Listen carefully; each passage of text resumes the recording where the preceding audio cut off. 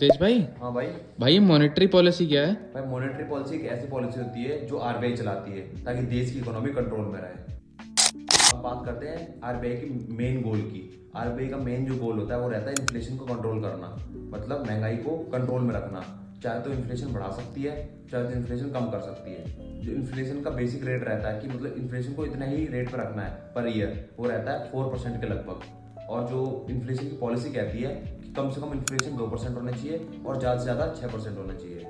तो आरबीआई क्या करती है, जब इन्फ्लेशन 6% से ऊपर चला जाता है तो आरबीआई इंटरेस्ट रेट को बढ़ा देती है। जब इंटरेस्ट रेट बढ़ता है तो मनी सप्लाई मार्केट में कम होती है, लोगों के हाथ में पैसा कम आएगा और लोग जो सबसे ज़्यादा डिमांड कर रहे थे जिसकी वजह से महंगाई हो रही थी, तो वो लोग चीज़ कम खरीदेंगे। जब चीज़ें कम खरीदी जाएंगी तो प्राइस जो बढ़ रहा था वो कम होकर स्टेबल रेट पे आ जाएगा। और अब बात करते हैं कि इंटरेस्ट रेट कम कब करती है।